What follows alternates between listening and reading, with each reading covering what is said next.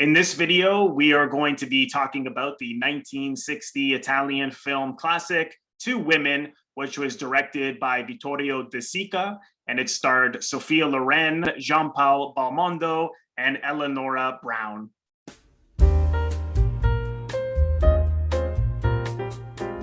My guest today is Karen Murano, who studied at Middlebury College and just graduated a few years ago in photojournalism as well as Italian studies. Karen, thanks again for reviewing this film with me today.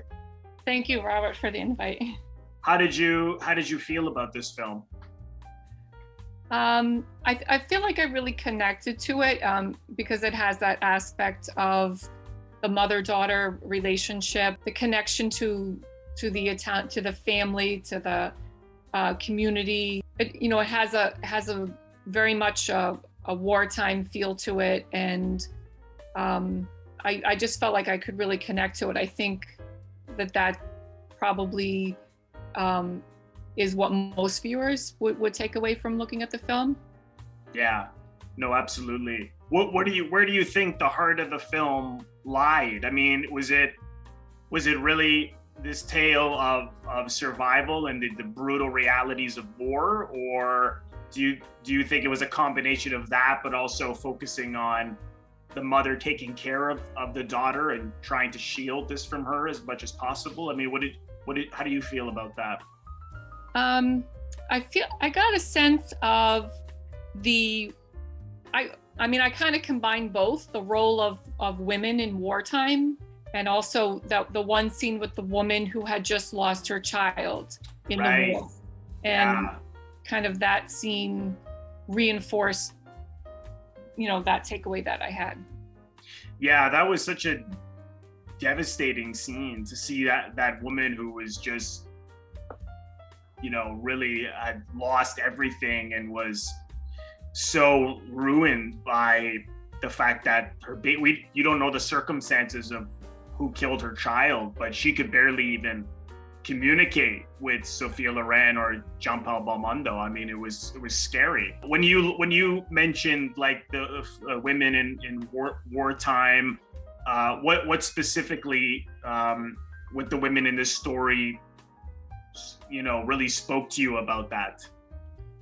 I got, we saw another comparison of the mother that had the two sons. She didn't want them to have to enlist in the war, right, and to leave to fight. So she, would go so far as to lie to the soldiers that were coming to enlist her sons, because they were they were defected from the war. I think too, sort of the role of the contadina, the peasant woman. We saw that up in the mountains, focusing on mealtime and just taking the men's minds off of the war, I think. But we kind of had that contrast too with Michele, who wanted to, interject his own thoughts of activism and in the plots. I found that scene really quite interesting because everyone is talking about the war as if they're not really interested. I mean, they're wearing the fascist pins. By this point is towards the end of the war, so Mussolini's in jail, and they don't seem to be so interested in the fact that the people in the country are dying and that there's this war going on, and they're just, I think they're partly not the most educated, but they seem to just be concerned with their own survival as opposed to everyone's. And I liked how Michele, played by Belmondo, that just infuriated him. I mean, he was the more educated type.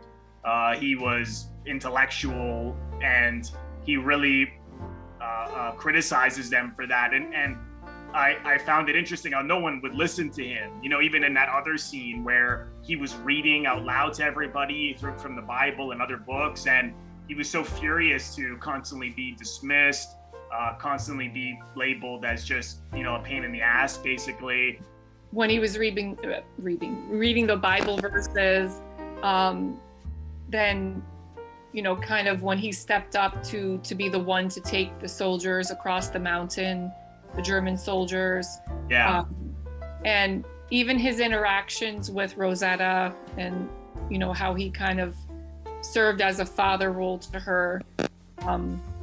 So I think that he had his role and character, kind of complex, I think. Yeah, that's another good point. Yeah, he also really wanted to help anyone who was, stranded, like those British soldiers. Everybody was just concerned that the Germans would kill them for it. And he was willing to stick his neck out because he thought, well, these people are in the same situation as us.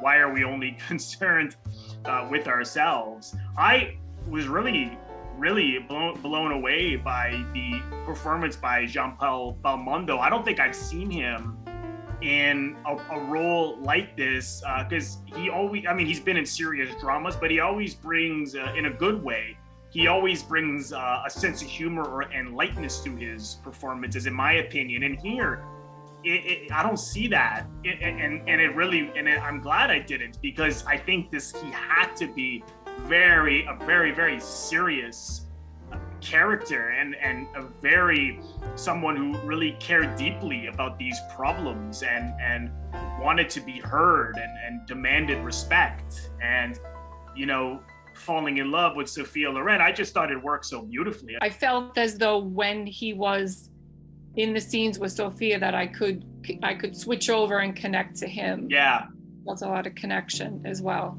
Yeah, he really held his own with her. And Sophia Loren, wow, just such an incredible performance. You just, particularly what I thought was so unique was the way in which she was handling the war, because there was a certain sense of humor she had throughout a lot of this film, as a way to, I imagine, to shield her daughter from what was going on. Like even that scene where the train stops because the tracks had been bombed ahead, so they couldn't go on. And the way in which she interacted with the soldiers when she left, and they were making fun of them because they had the luggages on their head, and she was very playful. And I just thought that was so unique, because often when I think of war films, it's people under great distress, which naturally, of course, that's how anyone would react. But I think she was somewhere in that subconscious of the character, she wanted to protect her daughter. And if it's just in the moment, people do that, you can be in a serious situation and finding humor, not necessarily in the situation, but just in that moment to humor someone. Or I thought that there was so many great moments of her that I just thought that was such a great way to tell this story. Did her playfulness pop out to you? It did. That was one of the scenes that I was thinking of, and yeah, one was the scene when her daughter was taking a bath at the house that she had. Oh yeah. There was that scene. Oh, when Belmondo accidentally sees her undressed, and then Sophia Loren just laughs. Yeah, that's the one you're referring to? Yes, a lot of contrasting scenes too that were not serious and playful, but certainly she kept a very upbeat, despite there were other scenes too where clearly men saw her in a different light, and not the mother of this daughter who she had the need to protect during wartime. Right. I think that she handled it. She was handling war with some humor, but she also handled those situations as well as also. So that's a really good point. And yeah, because she's constantly being harassed by a lot of the men, and you're right, she handles herself in a very humorous way with them, but also very tough at the same time. Like the man that she sleeps with early in the film, and she she needs him to watch her store because they need to run from Rome because that's where all the bombs are going off. And so I thought she gave into his advances because she thought, geez, I'm gonna need this guy. I don't know if is that why you thought she kind of gave into him? I do. I agree with that. And at the same time, I think she may have felt too that he could see through her, that maybe other people couldn't, like, why she married when she had commented that I married Rome and not him. So yeah. Well, I also thought perhaps the fact that she had a lightness to her is that she was someone who was brought up in poverty and married much older man so young, because I think she was in a vulnerable position where she just needed shelter, or she needed to be taken care of, and this man, I mean, they don't go into it, but I imagine it was like a father figure in a sense. And I thought that also lent to someone, this is not, I'm sure being bombed and those kind of things were new, but it wasn't so new to have to be, trying to simply survive. So I thought that really added to that character, which, she did so well. I mean, when people think of her, they think of like this glamorous, very beautiful woman, which she is, but at the same time, I mean, she's just such an incredible actor. Every time I see her in any movie, whether it's A Special Day or which is a very serious drama, or the comedy she was in, she's always so committed and to everything that she's doing. I mean, for someone who didn't have formal training, not that everyone necessarily becomes a great actor because they do, but she was just, she's always just been so spot on. How did you feel about the woman, the young girl who played her daughter in this film? I quite liked her. Eleonora Brown, yeah. Yeah, she was very great. There were so many very tight and close scenes with the eyes, and they just paired up so well, and they were so focused. And I did a little bit of reading or I don't know if I want to call it research, but on Eleonora Brown, and I guess DeSica had to get her as an 11-year-old actress. Yeah. Strategies that he used to get her to into character. Like at one point, he lied to her and said that her parents had just died in an automobile crash. Oh God. And so to get her to get her to cry. Oh no. God. I mean, I know that even in Bicycle Thieves, he was very good, DeSica, at finding ways to get things out of actors, because a lot of the time, as I'm sure he's working with non-professionals. I mean, in this case, obviously Belmondo and Loren were, and some of the other actors. I know Ralph Malone is, but he was very good at that. I mean, I don't necessarily agree with those approaches, but I mean, the results speak for themselves in terms of how great, whatever he could get out of them. Yeah, I also read, like, to your point about kind of that interesting parallel between between Shasira marrying an older man, her real life husband.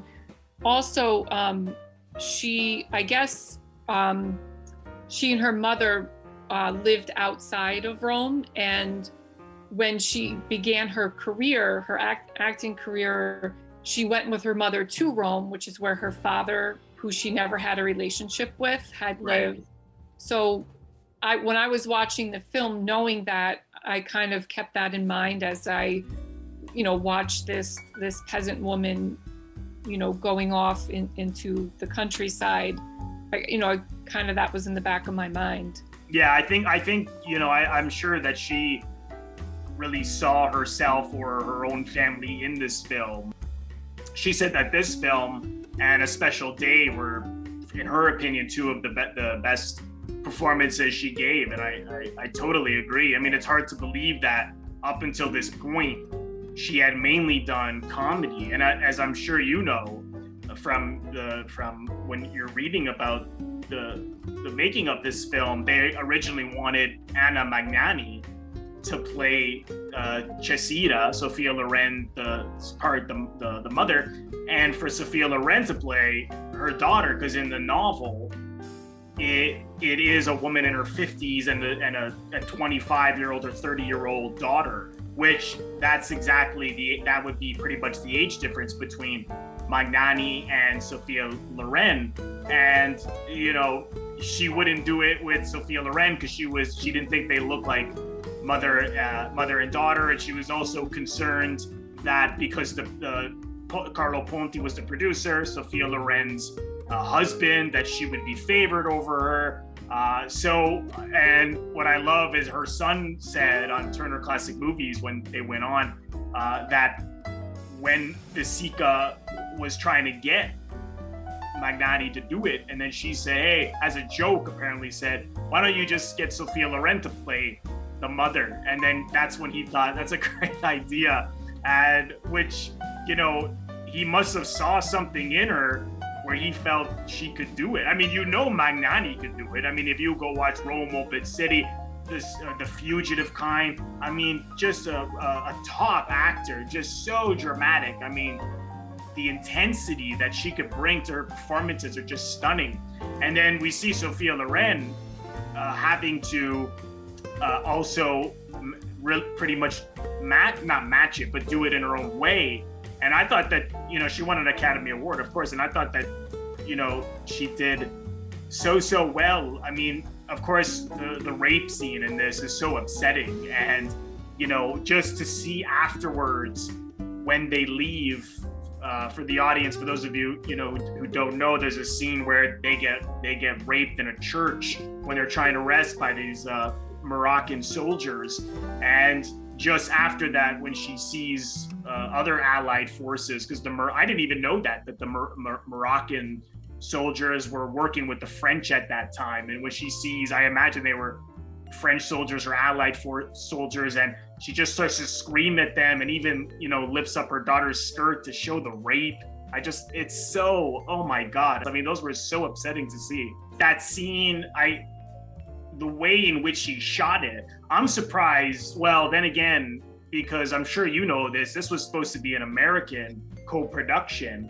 And at the time, Hollywood films being so censored, I don't even know if they could have had that scene, or they would have had to just have implied it happened, or just cut away, because not that it's so graphic, but it's still pretty upsetting. I mean, just that POV shot when of Sophia Loren on the ground, and she looks over seeing that her daughter is also about to get raped, and she can't do anything about it. It's the only time in the film where she could no longer protect her.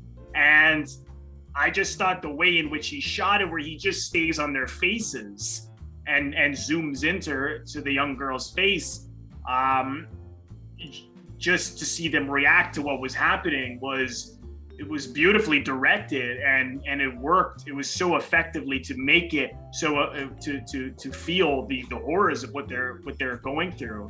Did the way in which he shot that pop out to you? Definitely. Just the size of the war battered cathedral, and the only standing. Well, when they had gone in, she had set up a place where they could rest, and she had to sit upright, the pews, and so it was just really powerful. And the fact that it took place inside a cathedral or inside of a church. That contrast.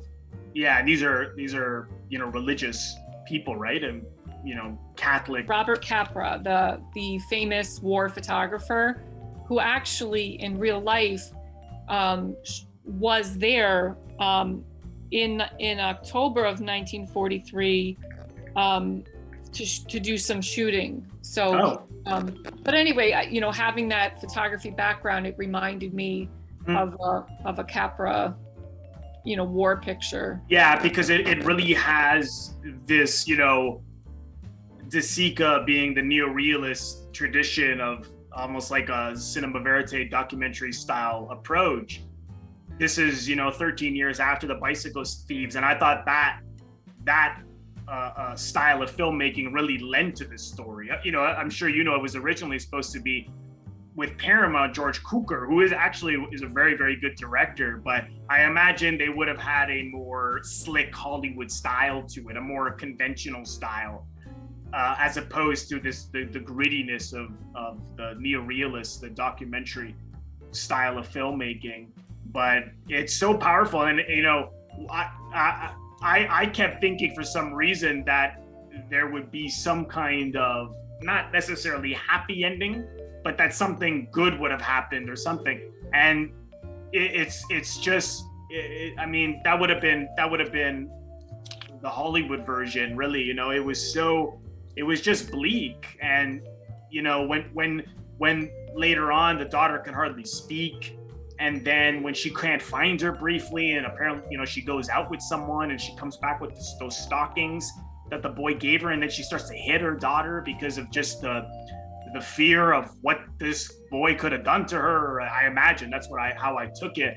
And just again, that coming out in anger, and to see them at the end, just, crying in each other's eyes as the camera moves away. It's so sad. It's just, it's just purely bringing you into that world, That's a good point that you brought up about what your impressions were and what you expected, because if you watch the film in Italian, it's called La Ciocera. So that means it's singular, it's la.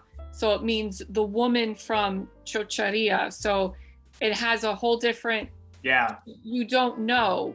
Right. You're identifying with a neorealistic film and the neorealism, the tradition, and you're assuming this is about a contadina, and you have a whole, you really don't know what to expect. But watching the film in English, it's called Two Women. Yeah. And then you see this relationship immediately develop between Cesira and her daughter Rosetta. So you're thinking two women, well, wait a minute, this is a young girl. And then, so it's sort of, in effect, kind of a foreshadowing for what's going to happen. Right. That the daughter is going to become a woman. That's a good point. So it kind of gives it away to a certain respect on a linguistic level. That's a good point. I hadn't even thought of that. And I think another reason why I expected some kind of optimism is because even in something like Rome Open City, Rossellini's one of his war films, it ends with a priest getting murdered, but then you still see all the young children who love this priest whistling for him and going up a hill, and the message is let's not do this again, because it's right at towards the end of the war.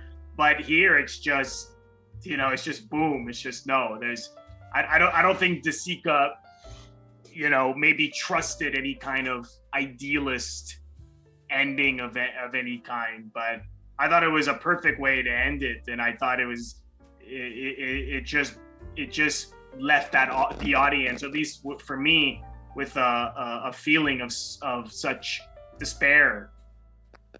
I also, when you mentioned Anna Magnani, I was thinking too of Mama Roma, I believe. Mama Roma, yeah. The film and her protecting her son. Yeah. And so I kind of, as I watched this film, knowing that she could have starred in this film, I kind of paralleled it a little bit to her role in that film. What a perfect place in Sophia Loren's career that she's done approximately 100 films, and this one I think was her 47th film, so it falls right in the center, and she really outperforms herself for to that end to an Academy Award. So I thought that was, and I think she said she might faint by going to the award ceremony, but I think even the fact that she was so eloquent and stayed, back in Italy or in Switzerland, that really kind of added to it. It was like an extra, kind of the character and the, the whole meaning behind the film, I think, becomes even more. So. Yeah, no, I agree for sure. Did you watch the Italian version of this or the English one? Because I could only find the English. The English one. So yeah, me too. Because I would watch it in Italian. Yeah, I would have much preferred. I mean, I know Sophia Loren actually dubbed herself because, as I'm sure you know, her English has always been very, very good. But this film apparently, as I'm sure you read, didn't have a copyright for a number of years, so it was just part of the public domain.